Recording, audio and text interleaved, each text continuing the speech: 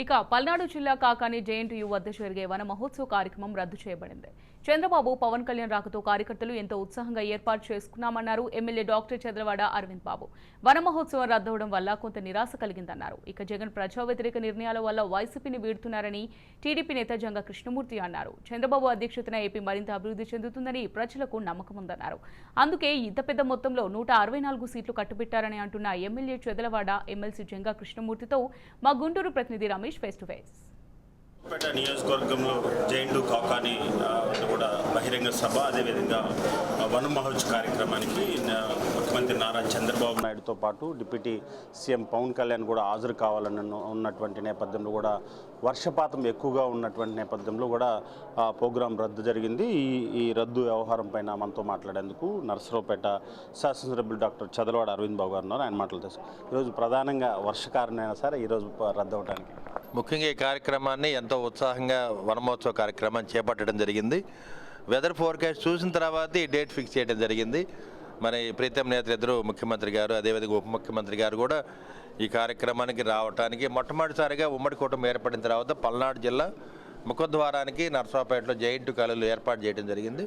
మరి ఈ వనమహోత్సవ కార్యక్రమాన్ని మరి చంద్రబాబు నాయుడు గారు, పవన్ కళ్యాణ్ గారు ఎంతో ఉత్సాహంగా రావడానికి పూనుకున్నారు.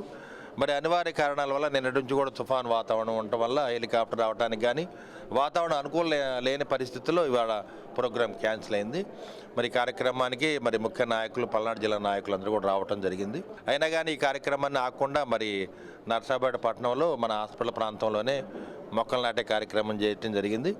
మరి ఏ కార్యక్రమైనా మొదలుపెట్టిన తర్వాత దాన్ని పూర్తి చేసేదాకా నిద్రపోని నర్సాపేట మరి పార్టీ నాయకులు, కార్యకర్తలు, జనసేన వీర మహిళలందరూ కూడా రావడం జరిగింది. మరో రోజు ఉండే కార్యక్రమం ఉందా? ఈ ప్రోగ్రామ్ ఇంకో సైడ్ చేసేటువంటి అవకాశం? మళ్ళీ ఈ కార్యక్రమాన్ని ఇంకోసారి మళ్ళీ మొదలు పెడతాం. ఎందుకంటే కోటప్పకొండ ప్రాంతంలో వనం మనం అనే కార్యక్రమం ఆల్రెడీ జరుగుతుంది. మరి ఈ కార్యక్రమాన్ని విజయవంతం చేయడానికి మళ్ళీ చంద్రబాబు నాయుడు గారు, పవన్ కళ్యాణ్ గారు, మిగతా రాష్ట్ర నాయకులు అందరూ కూడా కోటప్పకొండ దగ్గర ఈ కార్యక్రమాన్ని చేయడానికి మేము రాబోయే కాలంలో నిర్ణయిస్తాము.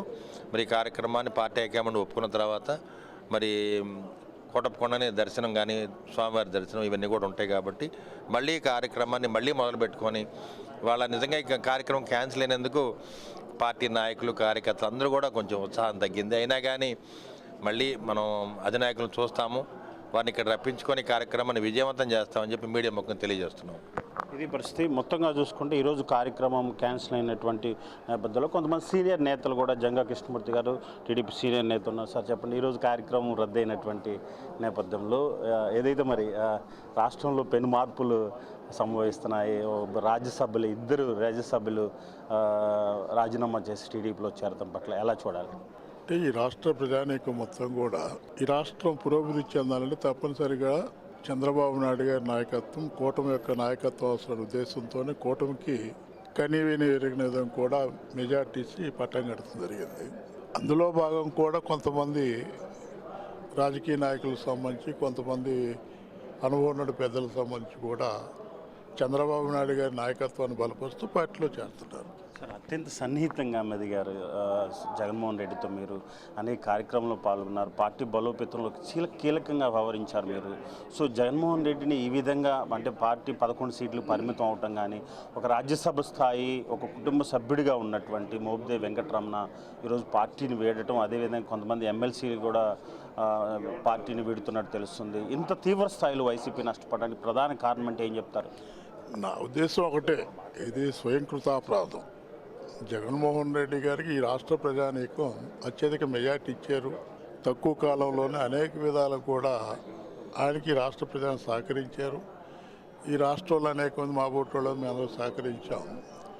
కానీ నిలబెట్టుకోవాలన్న బాధ్యత, ఆయన పరిపాలన సక్రమంగా లేదనే ఉద్దేశంతో ఈరోజు చంద్రబాబు నాయుడు గారికి అధికారాన్ని కట్టబెడుతుంది.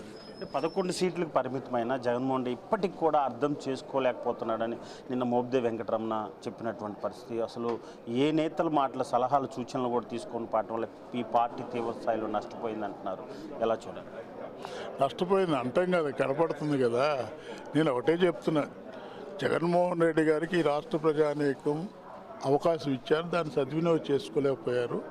ఈ విధంగా కావటానికి కారణం కూడా ఎవరి మీద నిందలేయటం కాదు, అది ఆయనకి స్వయంకృత అపరాధం. దీంట్లో వేరే చెప్పిన అవసరం. రానున్నటువంటి రోజుల్లో షర్మిల కాంగ్రెస్ పార్టీ వైసీపీ కాంగ్రెస్ పార్టీలో విలీనం అవుతున్నారు, ఒక ఊహాగానం వినిపిస్తున్న ఒక ప్రచారం కూడా కొనసాగుతుంది. ఇది ఎంతవరకు రైట్ అంటారు? ఇప్పుడు ప్రస్తుత రాజకీయ పరిణామాలు చూస్తే ఎవరు ఏ పార్టీలో ఉంటారో ఏ పార్టీలో తెలియదు, జరిగినా జరగవచ్చు, దాంట్లో అనుమానమే ఉంది. బిఫోర్గా గతంలో మీరు సీటు ఆశించారు, పల్నాడు జిల్లాలో ఎమ్మెల్యే సీటు ఆశించారు, తర్వాత ఎమ్మెల్సీ కానీ లేకపోతే టీటీడీ చైర్మన్ అని ఊహించినటువంటి నేపథ్యంలో అధినాయకుని ఇటీవలే కలిశారు చంద్రబాబు కానీ పవన్ కళ్యాణ్ గారి. ప్రభుత్వం వచ్చి 3 నెలల కాలం అవుతున్నటువంటి నేపథ్యంలో రానున్నటువంటి రోజుల్లో ఏ పదవిలో ఉంటారు జంగా గారు అంటే ఏం చెప్తారు? ఉన్నటువంటి సీనియారిటీని గుర్తించి తప్పనిసరిగా కూడా అవకాశాలు కల్పిస్తారని ఒక ఆలోచన అలా ఉంది. అంటే నాయకుడి నుంచి ఎలాంటి హామీ లభించింది? హామీ అనేది కానీ తప్పనిసరి పార్టీ పరంగా ఈ రాష్ట్ర అభివృద్ధి కోసం అందులో కూడా మేము భాగస్వాములు కమ్మని చెప్పారు. తప్పనిసరి తగినటువంటి అవకాశాన్ని కల్పిస్తారు. ఎమ్మెల్సీ పదవిని కూడా త్యాగం చేసి పార్టీకి వచ్చారు, పల్నాడులో పనిచేసి పార్టీలో కానీ అన్ని వేలు తగిన గుర్తింపిస్తారు. ఇది పరిస్థితి. మొత్తంగా చూసుకుంటే ఏదైతే మనం కార్యక్రమం మహోత్సవ కార్యక్రమం కూడా క్యాన్సిల్ అయింది, మరో రోజు ఉండేటువంటి అవకాశం ఉంది. ఏదైతే రాష్ట్రంలో వైసీపీ తీవ్ర స్థాయిలో నష్టపోవడానికి కారణం ప్రజా వ్యతిరేక నిర్ణయాలు, జగన్మోహన్ రెడ్డి ఆలోచనే అని చెప్తుంది. రానున్నటువంటి రోజుల్లో మరి వైసీపీ నుండి చాలా నాయకులు కూడా మరి టీడీపీ కానీ అటు జనసేన పార్టీలో చేరేటువంటి అవకాశం అయితే ఖచ్చితంగా కనపడుతుంది. అదేవిధంగా 2 సభ్యులు వైసీపీకి రాజీనామా చేసి టీడీపీలో చేరేటువంటి అవకాశం ఉన్నటువంటి నేపథ్యంలో రాష్ట్రంలో టీడీపీ కానీ జనసేన కానీ డోర్లు తెరిస్తే తీవ్ర స్థాయిలో కూడా వైసీపీ నష్టపోయేటటువంటి అవకాశం ఖచ్చితంగా కనపడుతుంది. కెమెరామెన్ సుభాష్తో రమేష్, రాజు న్యూస్, పల్నాడు నుండి.